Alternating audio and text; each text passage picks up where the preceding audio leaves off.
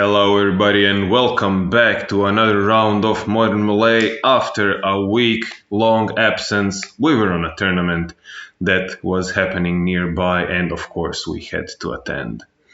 Hello, everyone, and we're glad to be back. Exactly. We have an exciting matchup. First appearance of Dredge on the channel. On your left we have Jund them out as usually. On your right though, we have Dredge. As per request from one of our dear fans, finally we made a Dredge matchup video, and we are quite excited to see what it's all about. Yeah, so we have a slow start from Dredge player, only a land, nothing explosive. They also mulligan down to 6. From the other hand, Jund fetching down to 19. Let's see what it will be. Historically speaking, Jund versus Dredge. What do you think how they fare one against the other? Well, both decks both decks can have very high ups and very high downs. So depending on the meta, it's either Jund wrecks the Dredge or the other way around. I think, as far as I know, maybe I'm mistaken. Yeah, so Ragavan turn 1, and speaking of wrecking things down, all depends on the cards from the sideboard probably. This is card that puts top 2 cards of your library into your graveyard, just another one to dredge down several cards in a turn. The name escapes me right now. I played against this card yesterday, I think, but I also can't remember the name. Something with a horn. Yeah, sure. It dredges. It enables dredge. Yeah. So Ragavan connects. Great start from the Jund player. They get a treasure. They get a thrilling discovery from the top, which says, draw this card, gain some life. It's a sorcery. They actually can cast it because it's a Boros card and they have the treasure for it. But one thing I have a problem with this matchup, game 1, is that Jund is all 1-for-1s. Or kill things and then That's true. gain cumulative advantage this way. And Dredge functions more in the axis of what is dead may never die, and things that go to the graveyard don't stay there much longer. So we see the horn doing what the horn does. The dredge player dividing their graveyard into 2 piles. One of them is to show which cards are important for dredge, and the other one is the supporting cards. And we will see the graveyard probably fanned out like this. They milled a couple of cards interesting to the player. One of them being Narcomoeba, the second one being Ox of Agonas, and the third one, probably the most important one, was Golgari Thug. This all was happening before the draw step, so they could dredge the Golgari Thug into their hand, filling their graveyard up. Another horn being played, all from a 1-lander. Yeah, Dredge is a type of deck that can really sustain itself on very, very, very low amounts of lands. It doesn't really care. It wants to have 1 or 2, but other than that, it's fine. Yeah, it's fine. All of it will be just fine if they can get their engine online. And we see Narcomoeba blocking Ragavan, 3 damage. Nothing to scoff at, but still life totals high and fairly without any pressure for the Jund player. So the Dredge player takes 3 and Narcomoeba trades. Now the next thing is for the Jund player. Raging Ravine. Oh, that's some tech from Blast from the Past. Yeah, and 2 Tarmogoyfs on the board, not bad. Not bad, but still there are threats that can be recurred from the Dredge player that do not ask for the size of Tarmogoyfs, do not ask for fatal pushes, lightning bolts, anything else. Here we see again counters being removed from both of the horns, milling 4 cards before the actual draw step so that they can hit something like a Stinkweed Imp, Golgari Thug, and the Narcomoeba as well. This is a great dredge enablers. So they will just draw a card, and they drew a land, probably what they need, and cracking it right away for probably something like... Indeed. Though he did... That is a white mana, which means we might see another one of thrilling discoveries being played. Yeah, not a cathartic reunion. I mistake those 2 cards quite often. They serve a similar purpose in a dredge deck. They are both draw and discard huge number of cards, but actually we see an Ox of Agonas being played, which is also excellent in this deck because you first discard your hand, which is probably full of enablers, full of dredgers, and then draw 3 cards, and you can immediately dredge all of those enablers. Exactly. So we might be in for an explosive turn. Oh my god, yes, okay. All of the enablers in their hand, so this will be explosive, probably. Yeah, this might be... Dredging 4. GG. Maybe. Creeping Chill. Yeah. Another Conflagarate. Another Dredger. All good stuff. So Creeping Chill getting resolved. They are just shortcutting. Another Creeping Chill. So another one getting resolved. They're shortcutting already, as I said, because they should draw 3 first and then all of the things get on the stack, but this is just for ease of getting all through through everything. Yeah. So Prized Amalgam and Narcomoeba getting also there. Prized Amalgam will be coming back because Narcomoeba entered the battlefield from the library this turn. And suddenly it doesn't look so good for a Jund player, even though he has 2 Tarmogoyfs on the board. Oh, also 2 Silversmote Ghouls because exactly. They gain life with the Creeping Chills. And guess what? Jund player has probably a handful of removal. But it's not enough. It's not enough. Yeah, I mean... what are you going to do? Kill all of those creatures? Yeah, sure, they will come back. And thanks to Creeping Chill, the life total is 9 to 18 in favor of the Dredge player.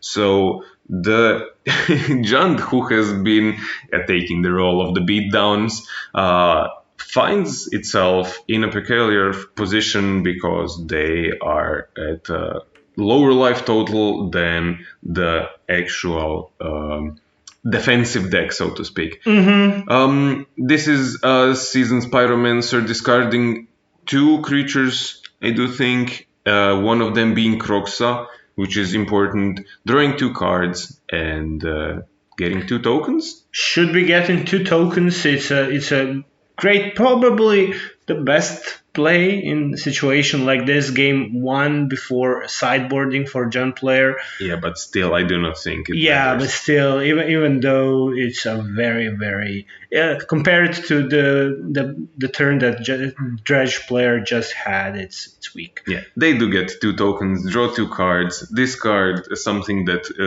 wants to be in the graveyard, play a land. I do think they tapped one of the pain lands. Should be at 1 life less than they are, and another Ragavan being played.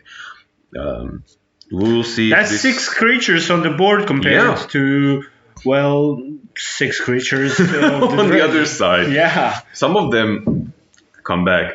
Some of them don't. And there are plenty of dredgers. Well, he has good blockers, the Jund player. He has 2 Tarmogoyfs that can block quite well. Most of the things on the other side. 2 Narcomoebas have flying, but they are only 1/1. So it's fine, and it's important to note that Prized Amalgam and the Ghouls, they come back tapped. So if he can, have lethal on the swing back, could be good for a Jund player.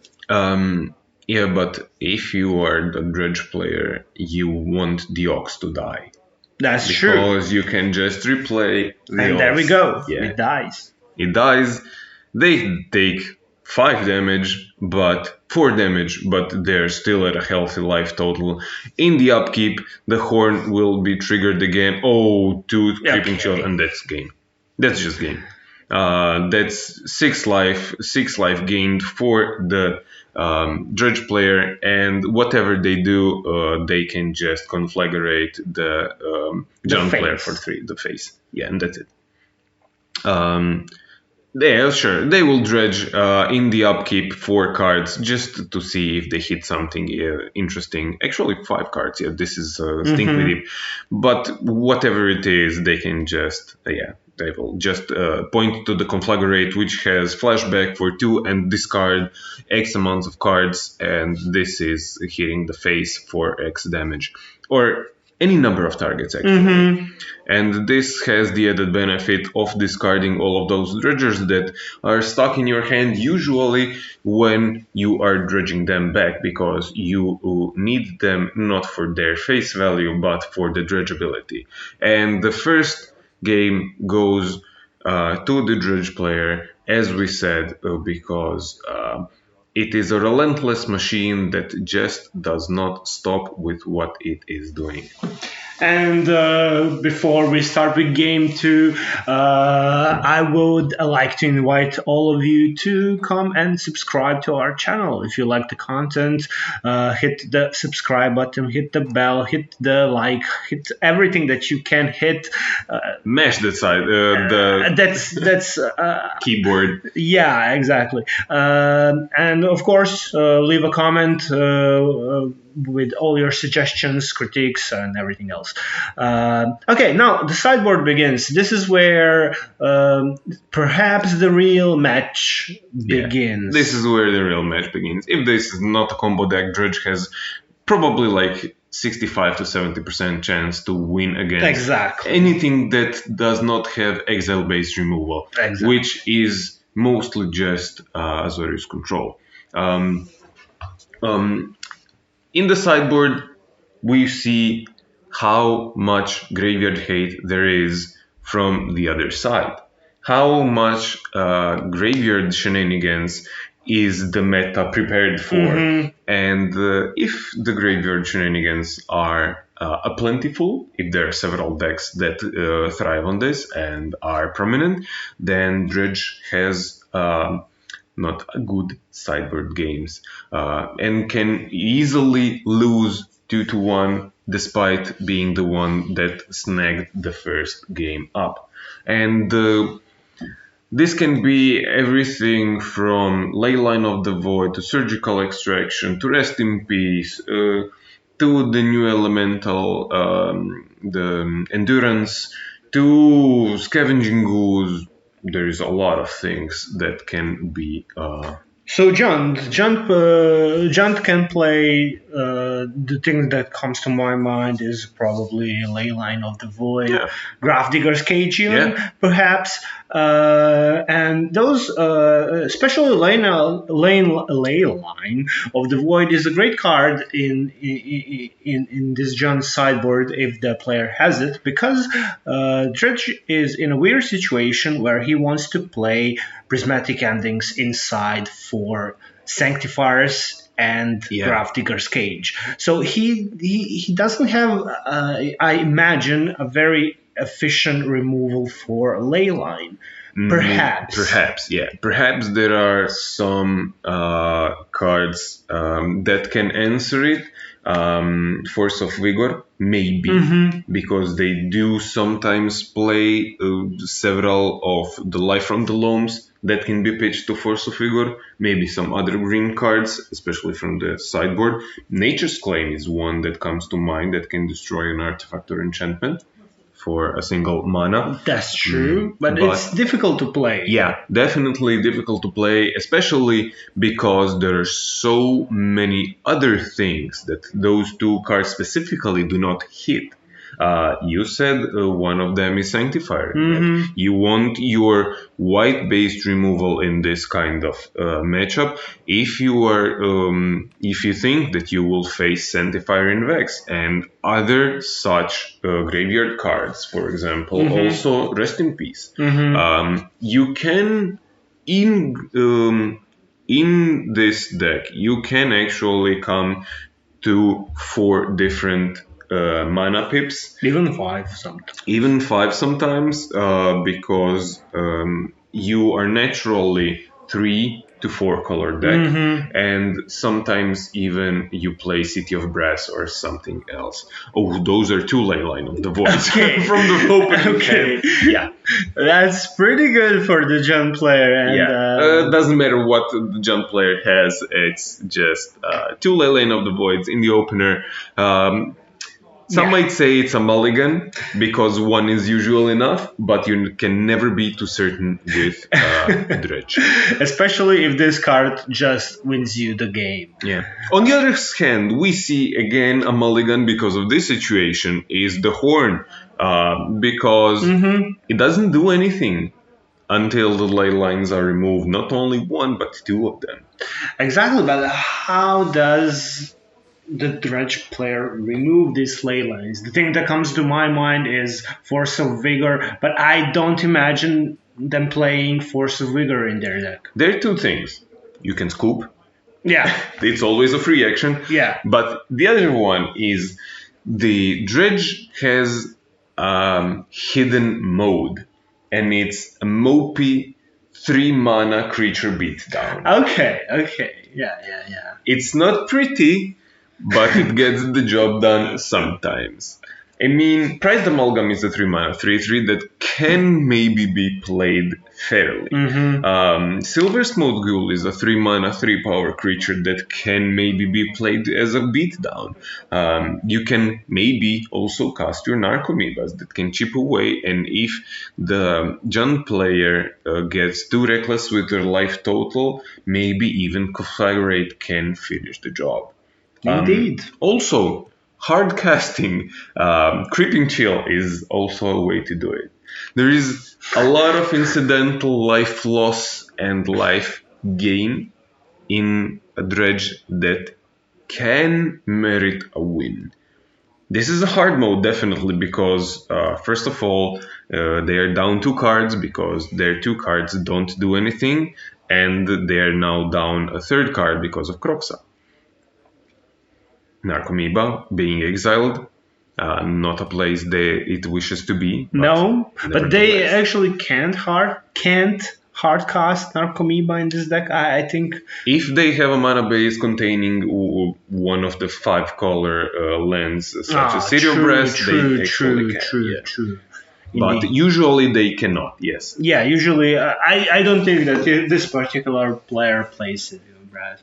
We will actually see, but the good thing is that the Dredge player is under no duress from the Jund player. They have no creatures. Well, I stand corrected. There's well, there is a Tarmogoyf, but again, this Tarmogoyf is not super scary. It's a 2/3. Yeah. It will get the job done. Yeah. Eventually. In 10 turns. Yeah, in 10 turns. 9. And the Dredge player fetching down their colors probably to set up something and try and wiggle down, as we said, maybe even come to the 4 pips needed to destroy 1 ley line with one prismatic ending, and then hope to find another one with another prismatic ending. But this will be an arduous task. Well, since they are not being pressured. Yeah, they actually have a really good chance to do so. Yeah, exactly. And they have 3 of the 4 colors already. So there is black, there is red, and there is white, which they fetched right now. And if they have something that produces, for example, green mana, which they are known to have, they actually can do it. 3 mana, it's a beatdown plan. No, this is a Death Touch blocker. True. That is a Death Touch blocker. Yeah, just confirming this is the old templating of Death Touch. It does not kill the creature on connecting, but at the end of turn, I think. Oh, really? That is true. It's Yeah. a specific. Yeah. Very specific wording. So, but in this case, it's just a Death Touch creature. Yeah, and Tarmogoyfs hanging back. They're afraid of a 1/2 flyer. Exactly. Just passing the turn. Okay, that's Arid Mesa. That's a green source. That's a green source. And another Stinkweed Imp, another blocker. Great blockers. One thing we see actually from the Jund player, they are okay. Yeah, I'm eating my words before I actually say them. I was about to say they're stuck on 2 lands, but they just drew 1 land, and their mana problems are probably now also done. So I imagine that the Dredge player has an answer to these ley lines, since he is very persistent at playing this. So with their mana problems done, a Fatal Push takes out one of the Stinkweed Imps. This is usually a losing battle, but without the graveyard they can just fire off their removals. I'm actually surprised that they left in the Fatal Pushes, but well, you need to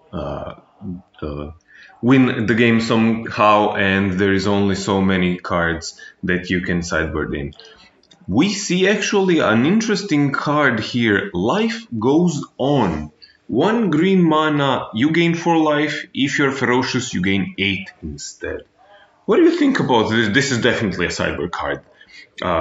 This screams to me that there are not enough graveyard hate cards in their sideboard, and they're just scraping the bottom of the barrel. Well, with 2 ley lines. I mean, if they only have 2 ley lines, I get it. Then they are extremely lucky. But Life Goes On is a great card against burn. But I'm not sure against Dredge, especially with 2 ley lines. But I guess they already have it in the deck. Yeah.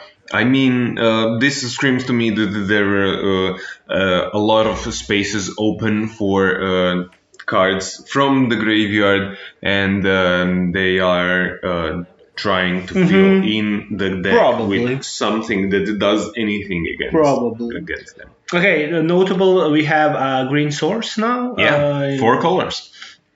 Now we just need prismatic endings, 2 of them. Yeah, well, 3 of them, because this is Ashiok. Oh no. Okay, they do have a lot of graveyard hate. Yeah, I don't know what the Life Goes On does. Just to beat the dead horse some more. Probably, yeah. So, yeah, what we said, hard casting, Creeping Chill is one of the options, but this will probably not be enough, and we will probably go to game 3, especially once the Jund player finds one of its many removal spells to, for example, a Lightning Bolt to take down the Stinkweed Imp and grow. Oh, another Tarmogoyf. We have a 3 of a pair, and now they come crashing in for 1, 2, 3, probably 3 or 4. It seems like 3. Yeah.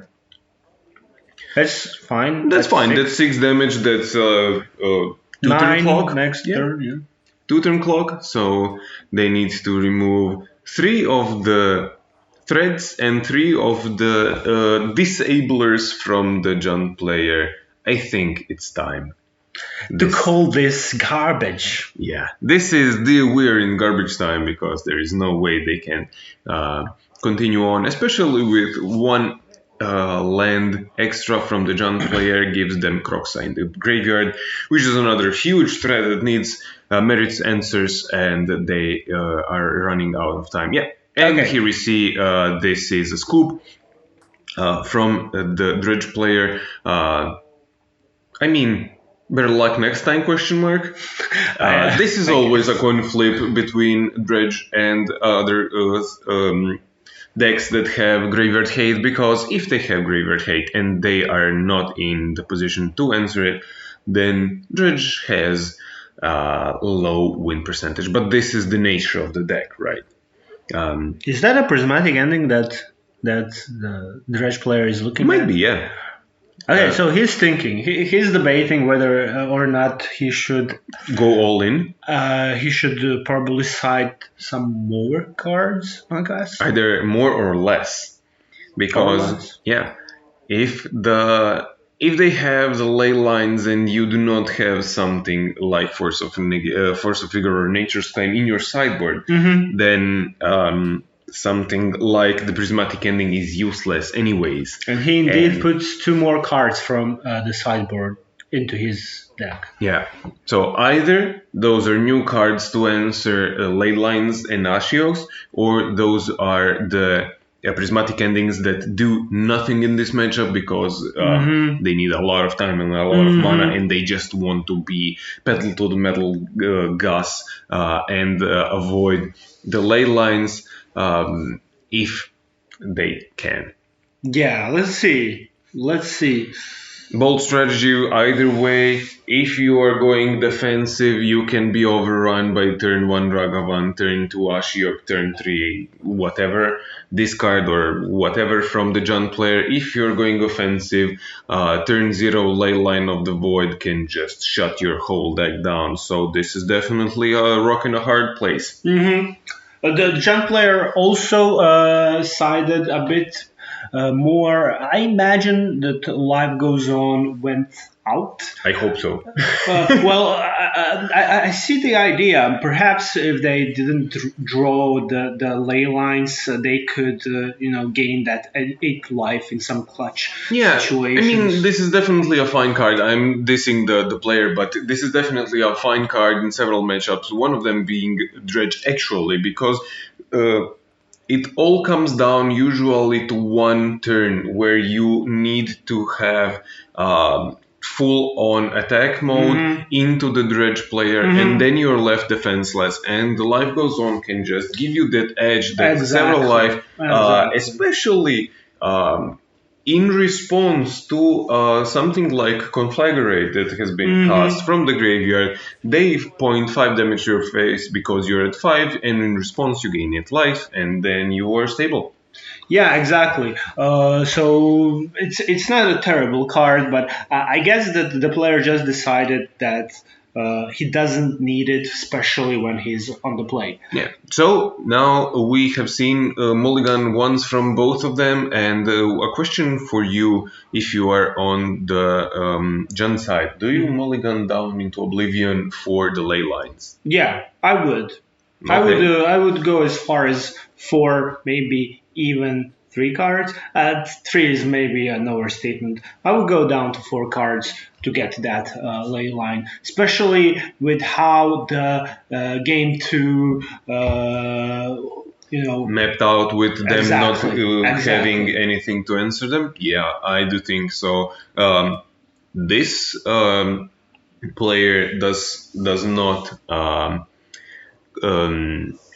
doesn't share our opinion, and they are continuing with turn 1 Verdant Catacombs Go.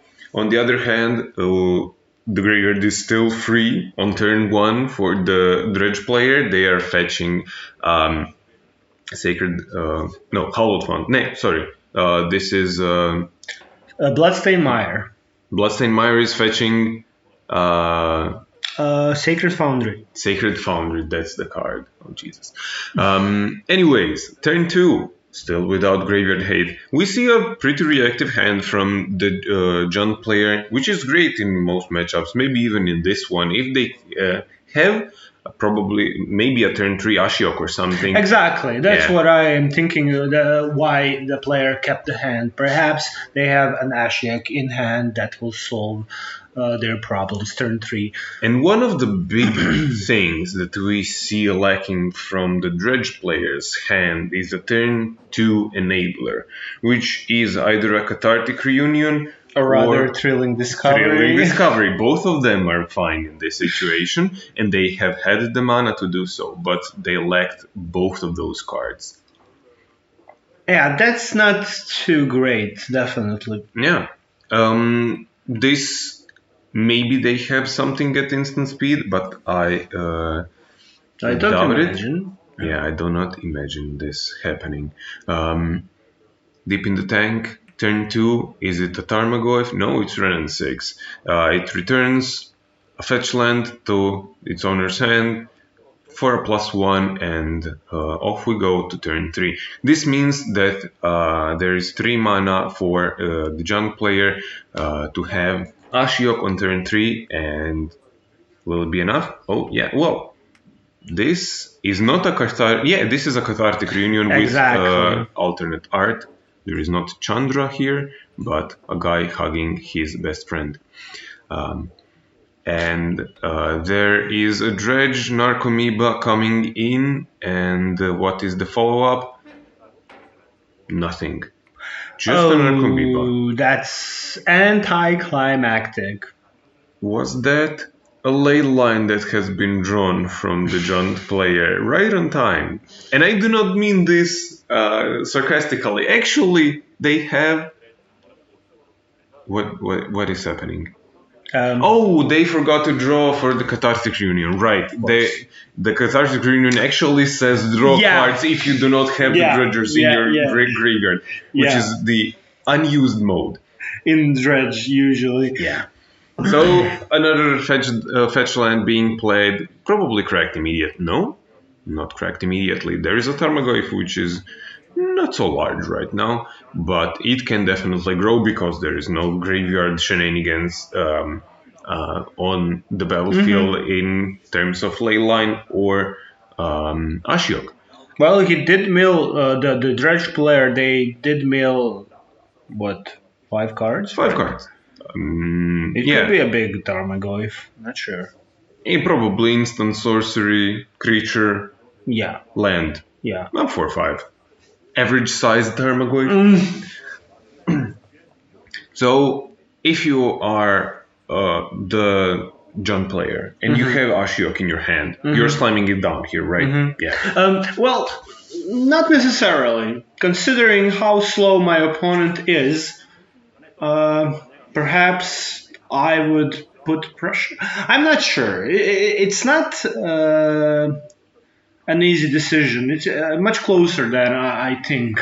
I would just go out of my way to deny them any margin of error, especially if they have an Ox of Agonas in their graveyard. Perhaps you're sure. Yeah. Perhaps and if you can prevent this, then you probably should, because we will see now probably Ox of Agonas coming here. Oh, this is an interesting play. So they didn't have enough cards in their graveyard to escape the Ox of Agonas, and they are just spending 1 mana for Prismatic Ending, which did not come out from their sideboard. And just so they have, I do think it's 8 cards to escape the Ox of Agonas. Yeah. Because their hand will be just on line. Maybe. And the turn 3 Ashiok would be great. Yeah. Right? Okay, on the 5th card, they hit another Dredger. Thank God. Thank God for the player. There is another Dredger. There is the Creeping Chill. It's not a great dredger, but it's a dark blast, but it's still something that dredges cards. Yeah. And the third one, yes, it's the dark blast, which can actually do something in this matchup. It can shrink a Tarmogoyf, especially if you pair it with the old trick upkeep, dark blast, dredge the dark blast, then do it again. It can kill a 2-power creature. So because the Ox came from the graveyard this turn, the prized amalgams are coming with it, and there are 3 of them. This is a lot of power. This is a scary situation right now. Yeah. So if you had Ashiok on turn 3 and you are the Jund player, you're probably just scratching your head and cursing your luck or unluck and thinking where it perhaps greed went wrong. Maybe greed, yeah. If they have Leyline, it might still be enough because future shenanigans are offline and the Tarmogoyf should still be big enough to battle with those 3/3s. Maybe. This is a This huge is maybe. way Yeah. line. The other thing No? is they are at 12 life. Yeah, they're not very healthy, definitely. That life goes on would be great right now. Yeah, we were talking smack about life goes on, but here it would be just great.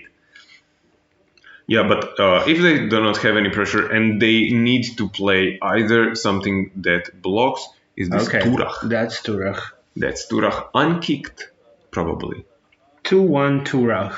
Well, it can grow. It can grow. Yeah, protection from white. Ren and 6 picking up another fetch land and just saying go. Okay, I imagine 2 mana left up for a removal in their hand. Yeah. This is Dark Blasting the Turach in the upkeep before dredging, and I do think that the Jund player forgot about this because this is a creeping chill, that's and creeping I do chill. think That's that GG. now it's GG because if they block one, they kill the other one. Conflagarate also. Oh, yeah. Okay. Well, that's just overkill. They block the Ox, they kill another of the prize amalgams, they take 6, and they can take 1,000,000 from the Conflagarate. We'll see what they have. Maybe they have 2 things. Yeah, like Lightning Bolt and Fatal Push. Or, Perhaps. Yeah. Perhaps. But still they would take 6 because there nothing left the battlefield this turn, and Fatal Push is not revolted. So, and they do not have 2 red mana. Yeah, now, there is a Lightning Bolt on the Ox of Agonas. This goes to the graveyard. The graveyard is still up. And they can actually play the Ox of Agonas if they need to. But they have a Conflagarate. And I do think that... okay, that's Fatal Push. Oh, yeah. Just now like they you can, said. Just like you said. Now they can actually push something. They would take 3, but the Ox is still in the graveyard, and it can escape again and do the shenanigan thing again. And we know there are several dredgers in the hand of the dredge player. Those prized amalgams who are probably coming back. They're doing some math on what dies, how large the creature is, and the Tarmogoyf is, and how much damage one should take. 23-6 in favor of the dredge player. Probably, yeah, the Ox is coming back. Does not matter how many cards there are, if there are enough. 1, 2, 3, 4, 5, 6, 7, maybe 8 cards. All gets exiled for the Ox to come back. Discard your whole hand, draw 3 cards. Sometimes this is a downside, but in this matchup, definitely an upside. Especially when you have 3 dredgers in your hand. First one, dredge 5, probably the second one, 4 or 5 again. And if they're extremely unlucky, dredge just 3 for the Dark Blast. But they hit another one of the Stinkweed Imps, so dredge another 5, see what's up. See if there is something better to do.